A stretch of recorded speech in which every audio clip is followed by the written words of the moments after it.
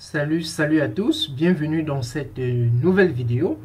Voilà, j'espère que vous allez bien. Dans la vidéo précédente, nous avons vu comment utiliser la méthode GET, ok, au niveau de notre client pour avoir des données qui sont au niveau database.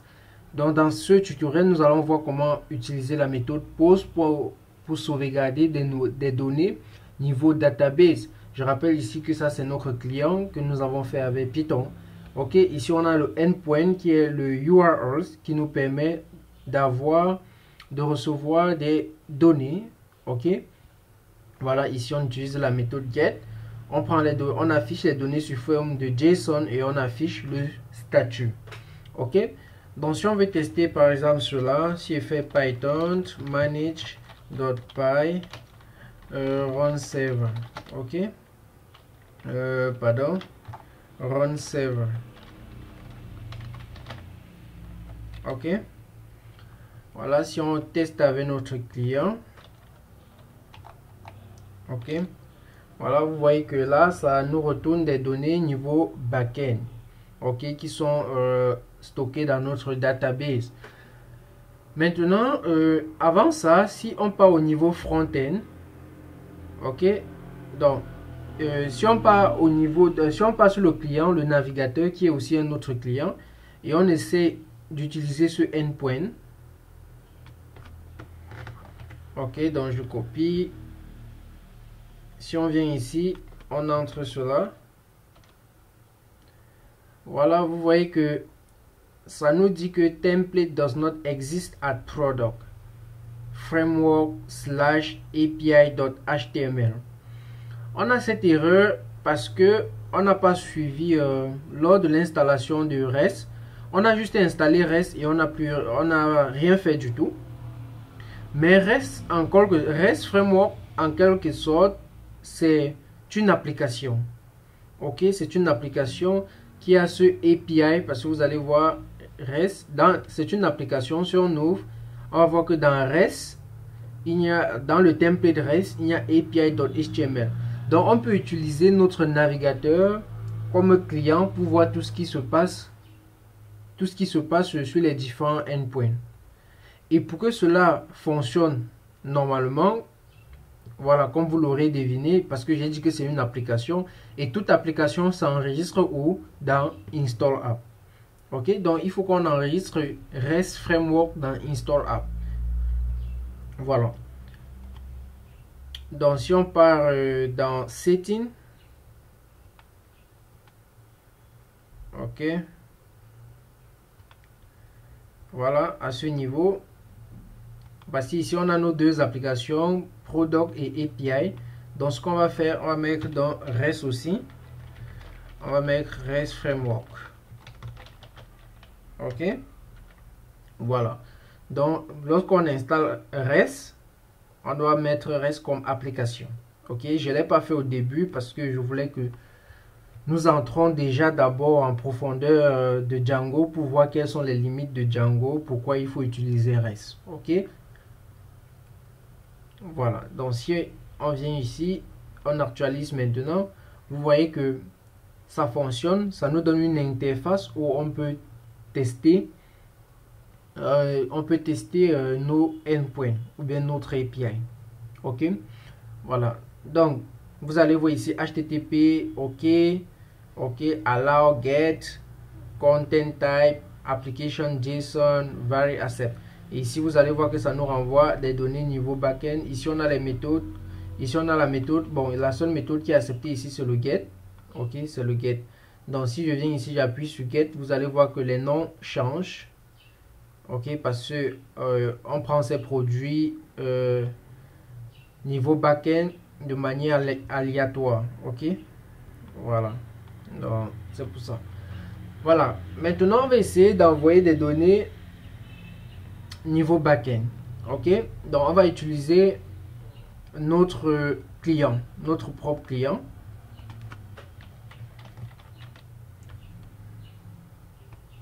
Donc voici notre client. Donc ici, sur ce endpoint, on va utiliser le même endpoint. Donc ici, on va essayer d'envoyer des données. Ici, par exemple, on a besoin pour par exemple, nous avons besoin de quoi? Du name, du content et du price. Si on regarde ici, ils sont tous obligatoires. Ok? Donc, il faut le name, le content et le price. Ok? Donc, on va essayer d'envoyer ces données. Name, content et price. Donc, je viens là. Je vais dire par exemple name. Je mets 2 points. Je peux dire pastèque. Quelque chose juste là. Bon, juste comme ça. On peut dire content. Content. Ok. On va dire just pastèque. Ok. Et le prix. Price.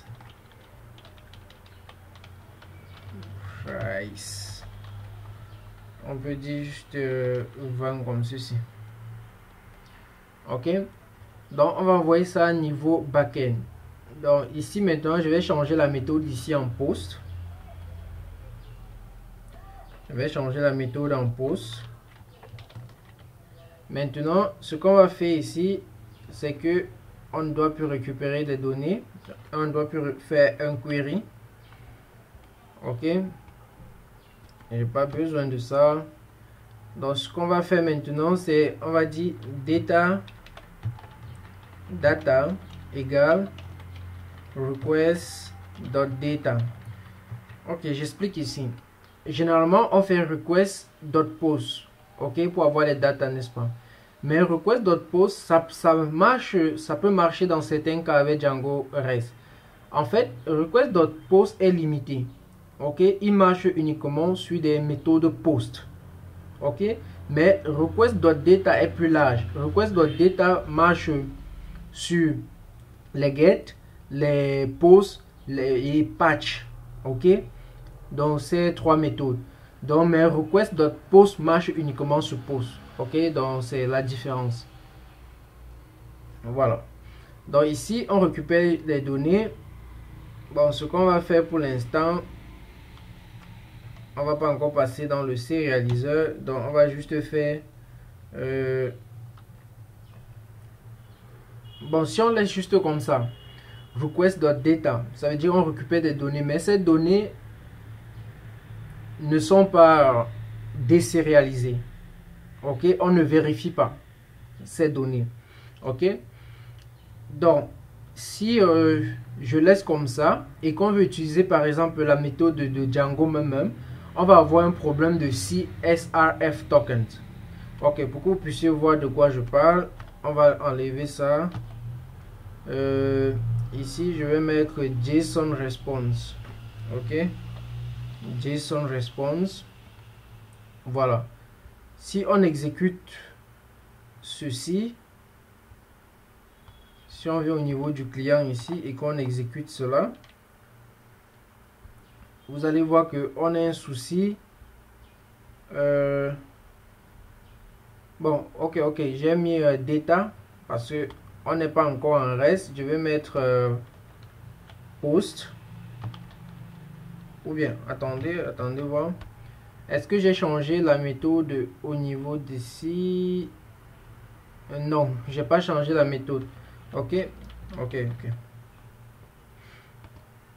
Bon, je pense que là, on va retester.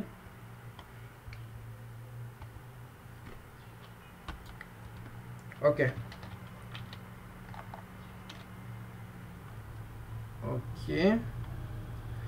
Voilà. Donc normalement ça doit marcher même avec le request.data. Ok, ça doit marcher. Ok, request.data ça marche, mais vous allez voir ici que on a un problème de CSRF comme je vous disais tantôt. Ok, donc il faut préciser cela lorsqu'on travaille avec Django, lorsqu'on fait des posts dans Django, il faut préciser cela. Mais tel n'est pas le cas avec les API. Ok, donc c'est pour ça que je vais laisser ça sous forme d'API.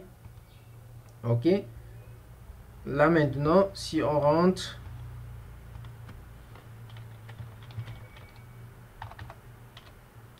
voilà, vous voyez maintenant que sous forme d'API ça fonctionne sans souci. Ok, il n'y a pas de problème. Donc en fait, ce qu'on fait ici, c'est on récupère les données, ok, et on les retourne simplement. On récupère les données et on les retourne tout simplement. Ok, voici les données que nous avons entrées: name pastèque, content just pastèque, prix 20. Ok, voici le code 200, ça veut dire tout s'est bien passé. Ok, donc retenez déjà avec les API, vous n'avez pas, lors du post, vous n'avez pas besoin de passer le CSRF token. Ok, voilà. Donc ici maintenant, ce qu'on va faire, c'est qu'on va valider ces données et les stocker. Ok, donc si je viens ici, je vais dire if serializer. Bon, ce qu'on peut faire, c'est,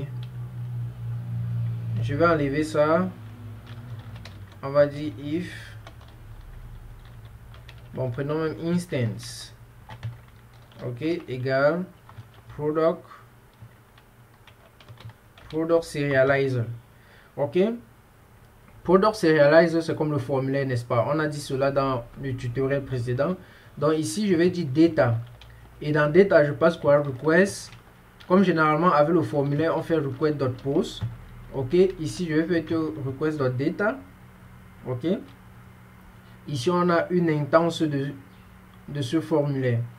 Ok, donc là maintenant je peux dire if instance dot is valid. Ok, donc je regarde si c'est valide. Voilà, si c'est valide, maintenant ce qu'on peut faire ici, c'est de faire un return. On fait un return de instance .data, dans l'instance, ok, .data. Donc si on vient ici, on met un else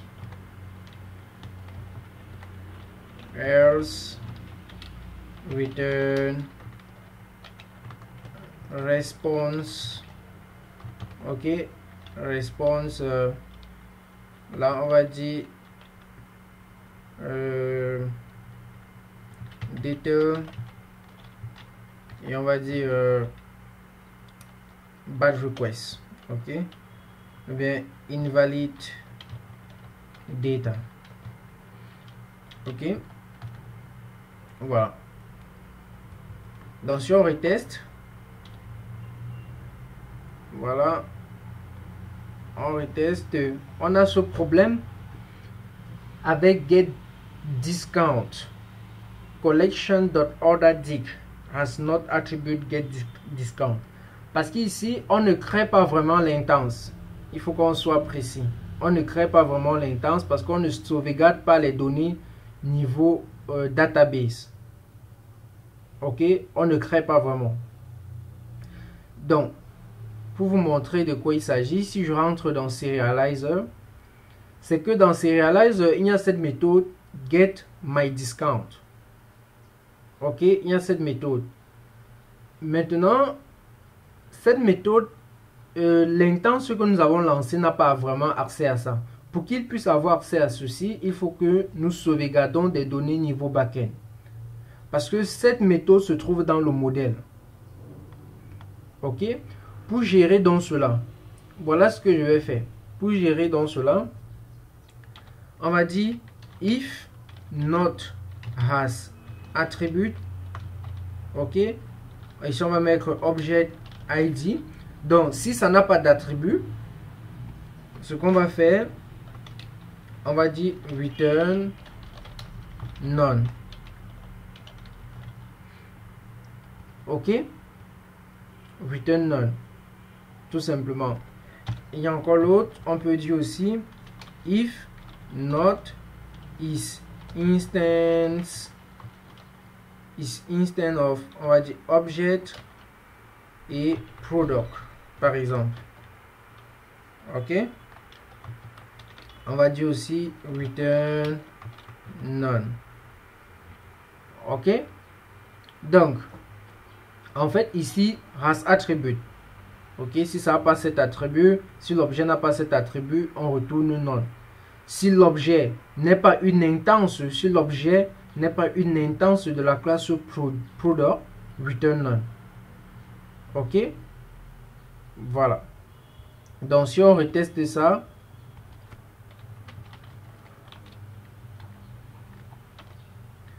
vous voyez maintenant que ça fonctionne, mais au niveau de my discount, ça retourne quoi? None. J'espère que vous voyez la différence entre ce qu'on a d'abord fait. Le problème ici, on a un problème ici avec cela parce qu'on passe dans le sérialiseur. Or, le sérialiseur a des champs. Et le sérialiseur, tout objet qu'on crée sous le sérialiseur est une instance d'une classe. Ok, bien évidemment parce qu'on utilise le modèle. Ok, voilà. Donc, on a vérifié, on dit que ok, si c'est pas une instance, alors retournez-nous none. Tout simplement. Ok, pour résoudre cela alors, ce qu'on va faire, pour que ça nous retourne quelque chose, le get, le myDiscount, ce qu'on va faire, on va réarranger au niveau view. Ok, donc ce que je vais faire, c'est, je vais couper tout ceci. Ok, donc on va, bon, je vais juste mettre ici data pour dire que c'est pas encore une instance. Ici je vais mettre data. Ok, voilà. Maintenant, si c'est valide, qu'est-ce que je vais faire? Je vais faire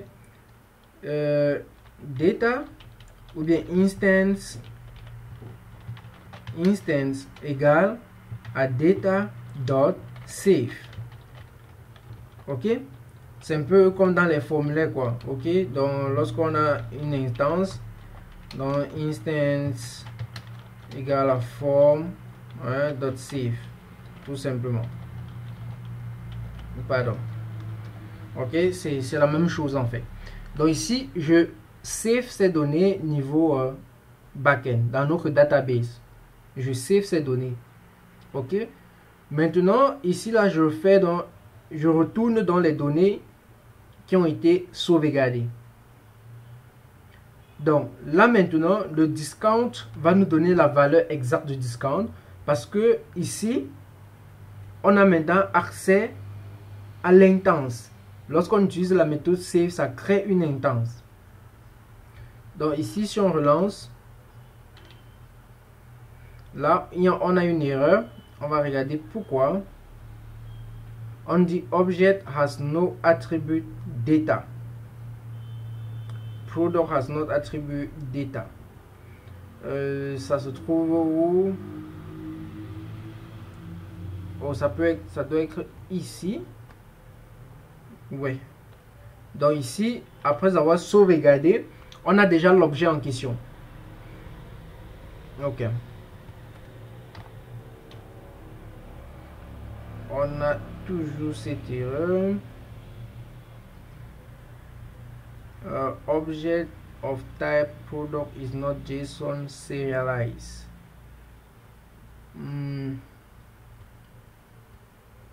Ok, on passe ça ici. On vérifie si c'est valide.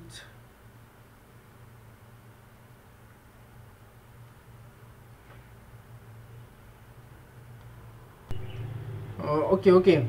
Le souci ici, c'est... Ok, le souci, en fait, se trouve au niveau d'ici. Parce qu'ici, je passe plutôt un objet. Ok, et au lieu de passer les données sérialisées. Ok, c'est ça le souci. Donc, pour arranger ça, parce que je voulais expliquer, en fait. C'était juste pour expliquer. Donc, c'est pour ça que j'ai mis l'instance. C'était juste pour expliquer. Donc, ici, maintenant, on a data.save. Ok, pour que ça soit plus... je vais mettre serializer. Ok, ici je vais mettre serializer.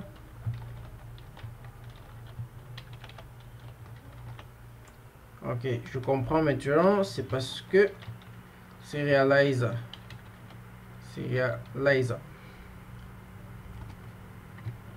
Ici on va mettre quoi? Serializer quoi? Dot data. Ok, parce que en fait j'avais récupéré plutôt une instance parce que j'avais mis un égal. Ok, c'était plutôt une instance et non des données sérialisées. Ok, voilà, désérialisé, je vous le dis. Donc ici on passe, ok, on voit les données, on les valide, on les save et on fait une réponse. Ok, voilà. Donc si on reteste cela,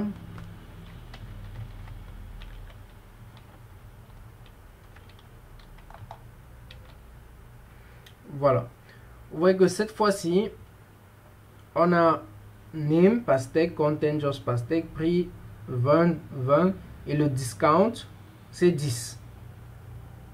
Ok, c'est 10. Ok, pour nous rassurer, on va regarder juste ici.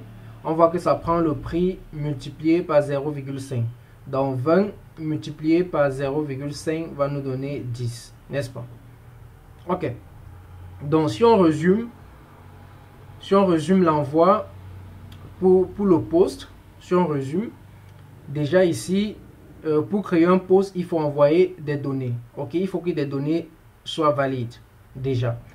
Maintenant, admettons que par exemple, j'encre pas le nom, je n'encre pas le nom name et que je fais un post.